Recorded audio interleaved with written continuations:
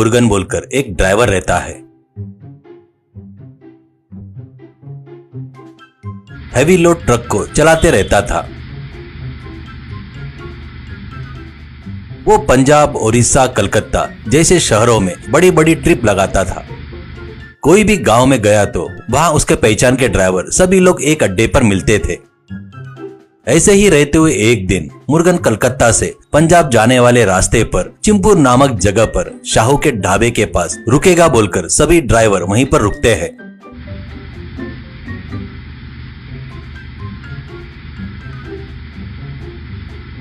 वहां ड्राइवरों को वो गए हुए रास्तों का अनुभव और उन रास्तों पर कहां रिस्क है करके सभी को बताता था। इससे सभी ड्राइवर बड़े इंटरेस्ट से रुकते थे। वो देखकर होटल वाला शाहू को बहुत गुस्सा आए तो भी ड्राइवर सभी उसके ढाबे पर आना बंद कर देंगे बोलकर कुछ भी नहीं बोलता था। ऐसे ही रहते हुए एक दिन मुर्गन अपने लोड के साथ शाहू के ढाबे पर आता है। नीचे उतरे मुर्गन से मुन्ना बोलकर एक ड्राइवर, अरे भैया आ गए क्या? इतना कि हमको क्या पका कर खिला रहे हो आज? मटन या देसी मुर्गी क्या लाओ बताओ भैया? ऐसा कहता है तो मुर्गन, भाई कोई भी नॉनवेज आज नहीं चलेगा, ऑलरेडी दीक्षा में हूँ। हमारे छोटे गणपति जी है वहाँ पर, उनको और उनके नाम पर अन्नदान करके विसर्जन करना है। ऐसा बोलकर अपने ट्रक में का एक छोटा सा गणपति दिखाता है। वो देखकर शंभू बोलकर एक ड्राइवर, भैया तुम ग्रेट हो भैया, त्योहार में घर पर नहीं हो तो क्या हुआ, गणपति बाप्पा को अपने साथ लेकर घुमा रहे हो। सभी ड्राइवर लोग गणपति बाप्पा की जय, गणपति बाप्पा की जय करके बोलते हैं। इससे ड्राइवर सभी लोग मिलकर वहाँ पर आकर ड्राइवर गणपति की जय करके चिल्लाने लगते हैं।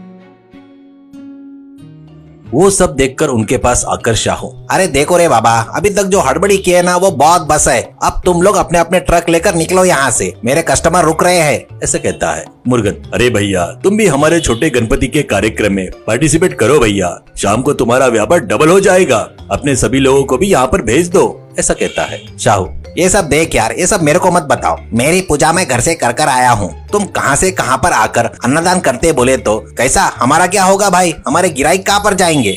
ऐसा कहता है शंभू, क्यों शाहू भैया, एक बार सोच लो, हम लोग यहाँ से चले गए तो एक भी ट्रक तुम्हारे पास नहीं रुकेगी। ऐसा कहता है शाहू, तुम्हारे जैसे को मैं बहुत देखा रे, निकलो यहाँ से, अपना काम देख लो। ऐसा कहने से मुर्गन और उसका बैच आगे वाले तेजा के ढाबे पर जाकर तेजा से बात करके उसकी परमिशन लेते हैं। तेजा वहाँ पर अन्नदान करने के लिए मान जाता है।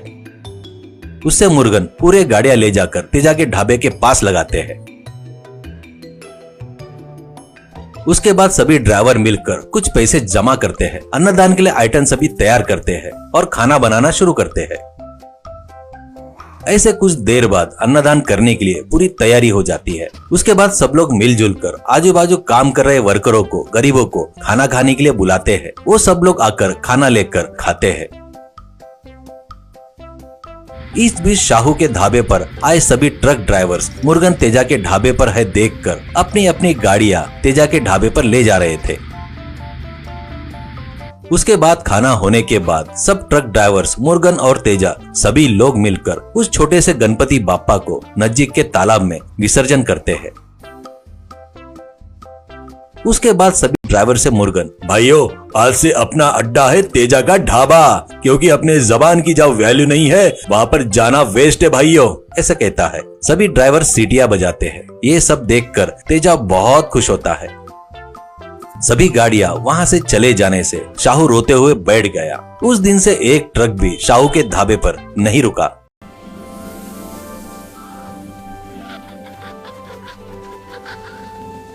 उत्तर भारत के एक खुशहाल गांव में घसीटा राम नाम के एक महाशय रहते थे। घसीटा राम के पास पुश्तैनी जमीन थी, गाय भैंसे थी और घर में अनाज की बोरियां भरी रहती थी। लेकिन उनके स्वभाव में एक बहुत बड़ी कमी थी, वे जरूरत से ज्यादा कंजूस थे। गांव वाले कहते थे कि घसीटा राम अगर अपनी परछाई को भी धूप में चलते देख लें तो उसे भी डांट देते थे कि अरे कमबख्त, इतनी धूप में चल रही है, कहीं काली न पड़ जाए और पॉलिश का खर्चा बढ़ जाए। उनकी इस कंजूसी के किस्से दूर दूर तक मशहूर थे। एक दिन की बात है, दोपहर का समय था और घसीटा राम आराम से कुर्सी पर लेटे हुए थे। अचानक उनके मन में नारियल की ताजी बर्फी खाने की तीव्र इच्छा जागी। अब इच्छा तो जाग गई, पर जेब से पैसे निकालने की बात सोचकर उनके पसीने छूटने लगे। फिर भी स्वाद के आगे वे मजबूर थे। वे लाठी उठाकर गांव के बाजार की ओर चल दिए। सबसे पहली दुकान पर पहुंचकर उन्होंने बड़े रौब से पूछा, क्यों भाई, नारियल क्या भाव दिया? सेठ जी, एक ताजा नारियल मात्र 20 रुपए का है। घसीटा राम ने ऐसा मुंह बनाया जैसे उन्हें बिजली का झटका लगा हो। वे बोले, 20 रुपए? क्या इसमें सोने के सिक्के भरे हैं? भाई इसे 10 रुपए में दे दो। दुकानदार अनुभवी था। वह जानता था कि घसीटा राम से बहस करना बेकार है।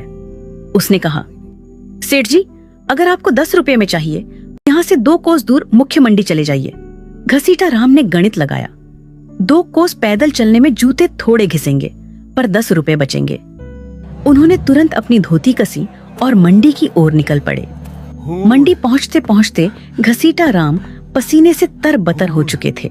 लेकिन वहां पहुंचकर उन्होंने देखा कि वाकई नारियल 10 रुपये का मिल रहा था। लेकिन यहाँ भी उनके अंदर का कंजूस जाग गया। उन्होंने दुकानदार से कहा, देखो भाई, मैं इतनी दूर पैदल चलकर आया हूँ। इस खुशी में क्या तुम मुझे यह नारियल 5 रुपए में नहीं दे सकते? मजाक मत करो सेठ जी, अगर 5 रुपए में चाहिए तो यहाँ से 5 मील दूर समुद्र किनारे बगीचे से ले लो। वाह, 5 रुपए और बचेंगे। पैदल चलना तो सेहत के लिए अच्छा होता है। वे अपनी थकान भूलकर नंगे पांव बागीचे की ओर चल पड़े। जब वे बागीचे पहुंचे तो सूरज सिर पर था और उनके पैरों में छाले पड़ चुके थे। उन्होंने बागीचे के मालिक को ढूंढा, जो एक पेड़ के नीचे आराम कर रहा था। घसीटा राम ने हांफते हुए पूछा, भाई, एक नारियल कितने का दोगे? पेड़ पे चढ़ जाओ, जो पसंद आए मुफ्त में तोड़ लो, मुझे तंग मत करो। मुफ्त शब्द सुनते ही घसीटा राम की आंखों में चमक आ गई। उनकी सारी थकान गायब हो गई। उन्होंने आव देखा न ताव और अपनी धोती ऊंची बांधकर एक ऊंचे नारियल के पेड़ पर चढ़ना शुरू कर दिया। चढ़ते चढ़ते वे पेड़ के सबसे ऊपरी हिस्से पर पहुंच गए। उन्होंने एक विशाल मलाईदार नारियल को दोनों हाथों से मजबूती से पकड़ा और उसे तोड़ने के लिए पूरा जोर लगाया। तभी एक अनहोनी हुई। नारियल तो नहीं टूटा, पर घसीटा राम के पैरों की पकड़ तने से छूट गई। अब नजारा यह था कि घसीटा राम हवा में लटक रहे थे। ऊपर उन्होंने नारियल को अपनी जान समझकर पकड़ रखा था और नीचे लगभग 40 फीट गहरी जमीन उनका स्वागत करने के लिए तैयार थी। वे डर के मारे चिल्लाने लगे, बचाओ, कोई है जो मुझे नीचे उतारे। तभी संयोग से एक ऊंट वाला वहां से गुजरा। घसीटा राम ने उसे पुकारा, ओ भाई ऊंट वाले, मेरी मदद करो, नीचे उतार दोगे तो 500 रुपए दूंगा।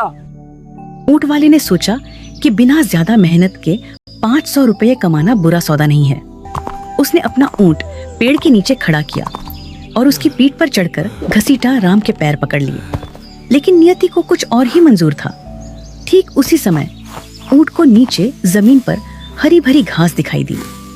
ऊंट ने आव देखा न ताव और घास खाने के लिए आगे बढ़ गया। अब ऊंट वाला बेचारा घसीटा राम की टांगों से लटक गया।